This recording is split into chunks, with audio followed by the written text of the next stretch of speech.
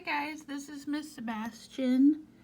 Today we're going to read a true story about this guy. His name's John Leguizamo, and he's a comedian. As you can see, a comedian is a person who makes people laugh.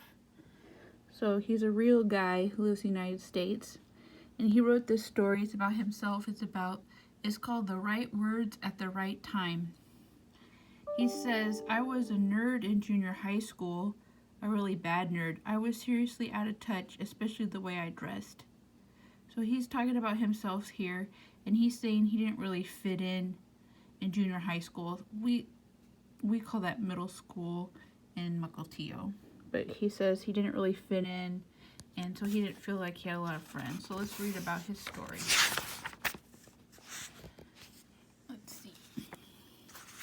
Here's a picture of him now. You might recognize him. He's been in some movies and things. Anyway, here we go. When you're a poor kid at a poor school, you worry a lot about how you look all the time, how much money you're spending on clothes and all that. I had problems, man. I wore high waters. High waters are pants that are too short, so they don't come pants don't come all the way down to your shoes. And my shoes, forget about it. I had fake sneakers. So that means instead of like real Nikes, he had the ones that look like Nikes, but they're not real Nikes. You know, the kind your mother finds at those big wire bins. So like, you know, like shoes from the dollar store. Hey John, here's what I like. Go find the one that matches. I found it, Ma, but it's only a 3.5. Don't worry, we'll cut out the toes. So from this you can tell that he was really his family didn't have a lot of money when he was younger. So here I am, pants too high, sneakers too tight. Sneakers is another word for tennis shoes. Underwear without leg holes. I was the Quasimodo of Jackson Heights. Then it hits me, this is no way to get girls. So I had my mission then, become cool. So he didn't have the clothes that were popular, but he wanted to date some girls, so he wanted to somehow become cool. So he totally changed. I totally changed. I hung out with the gangsters. Cut class, that means he skipped, that means he didn't go to class. By the time I got to high school, I was getting in trouble all the time. What I loved most was cracking jokes. Cracking jokes just means making jokes. I like keeping the kids laughing.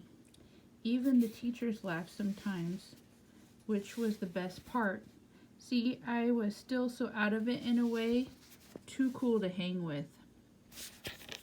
So the one way he was able to find friends was to be funny, so the kids liked him. I'll start here again. I was way out of it in a way, too cool to hang with. The nerds, not cool enough to be with the real cool guys. I figured my only value was to be funny. I enjoyed people enjoying me. Anyway, one day during my junior year, I was walking down the hallway making jokes as usual. Then Mr. Zufa, my math teacher, pulled me aside. I got colored by the teachers all the time, so I didn't think much about it. That means he got caught all the time and getting in trouble. Mr. Zufa looked at me and started talking. Listen, he said, instead of being so obnoxious all the time. Obnoxious means annoying, just bothering people.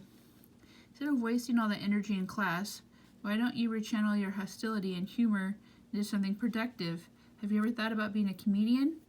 So his math teacher was thinking, maybe since you're so funny, you could like make your talent, his talent was being funny, he could take his talent and actually think about it as being a career.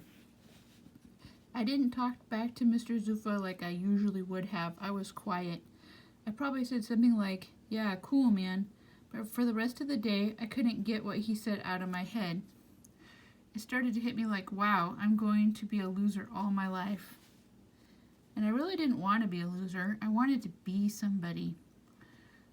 When he says he wants to be somebody, that means somebody of consequence, somebody that people will notice and want to be a friend of. But that one moment Mr. Zuffa colored me was the turning point in my life. Everything kind of converged, you know. So that was the point in his life when he started thinking about, wow, maybe I could do something with this talent. The planets aligned, but the big change didn't happen overnight.